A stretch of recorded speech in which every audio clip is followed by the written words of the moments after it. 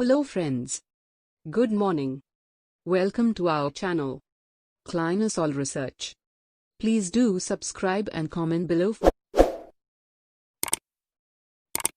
Do you think that clinical trials are safe to Um, participate? I would say clinical trials are very safe. If you remember in the beginning when I said that the protocols are written by very learned people, very learned researchers, and the protocol is not written, approved by a single person. Protocol is written by a group of people who are very knowledgeable and have done a lot of research. And then this protocol goes through various regulatory bodies for its approval. The protocol is also supported by a lot of information which comes in the IB, as you say, the investigator's brochure. So all the animal studies, all the previous studies, all wherever the drug has been used in combination or alone, that is there in the investigator brochure. And once the protocol is written, protocol is the Bible for any clinical research or a clinical study which goes forward. And once the protocol is written, it just does not, you just don't get to apply it in any hospital or any research center. It has to go to the regulatory body of that country. If it is our country, it is DCGI, CDSCO. If it is US, it has to go to US FDA and the likes. Every country has its regulatory bodies. Once the regulatory body goes through it, finds that it is safe, finds that all the measures which has to be taken to ensure patient safety, and also that the risk is always less and benefit is more. So that will always be there in the mind of the regulators who give a go ahead or a green signal to the protocol. And once the protocol gets the green signal from the regulatory body of the country, the sponsors or the pharmaceutical company who is the sponsor will have to look around for such hospitals and such principal investigators, that is the doctors, who would be able to run the protocol in mind and spirit in their organizations. Now there are lots of things which comes into picture nowadays. The ethics committee has to be recognized by the regulatory body in India, which is one of the very strict things which has been done by our DCGI. It does not exist in other countries.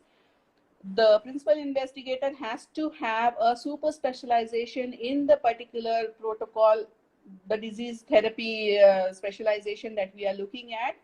The team should be good. The research team should be all trained in clinical research.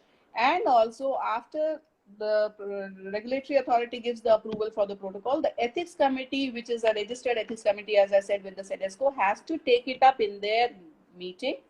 They have to discuss about the protocol. Sometimes it's approved at one discussion. Sometimes maybe more discussions are needed, more meetings are needed. Some questions are asked. The scientists will have to get back with the answer. And to take it forward, if we say who constitutes the ethics committee, if there are people in the group today who do not know, the ethics committee is an independent body of the hospital or of the organization, but it is independent of the organization. We will have more than 50% people, more than 50%, I want to again stress upon that, who are unaffiliated to the organization to which the ethics committee belongs. So if I take the example of Apollo Ethics Committee, just for an example, an ethics committee, if it has 11 members, 6 or more should be from outside Apollo, and maybe 5 or less will have to be from inside Apollo. And this is the new NDCT rule regulations. So what I mean is, when the protocol is vetted by these people who are learned people coming from basic medical scientists, clinicians, there will be lawyers, there will be social scientists, and there will be layperson. So they represent different community members. If we put the protocol as being seen by the community, these are the community members who will be looking at the protocol from their own perspective and seeing whether it is, the doctor will see whether it is safe from, whether it is scientific from a doctor's point of view. A lawyer will see whether it is okay from the other, the essential documents which come, which is the CTA, etc., or the informed consent document. The lay person will say, if it is my person from the community and comes to take the drug, how more difficult is the trial drug than if you would have taken the drug as a normal OPD person in the outpatient department.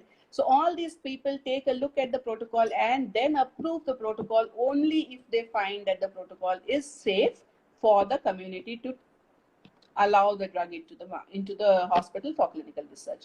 And then once it is approved, again according to new NDCT rules, even after approval, The ethics committee has to continue. The ethics committee has to continue looking at what is the patient status, how many adverse events are happening, are there many serious adverse events, do we really need to look into the nitty-gritties of the trial, and again tell them whether the site can continue with the protocol or whether the site has to re-look, take a pause, do something to increase the safety of the conduct of the trial.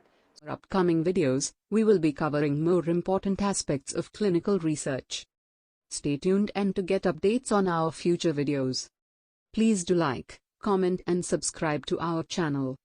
And learn the clinical research knowledge just by sitting at home safe on your fingertips.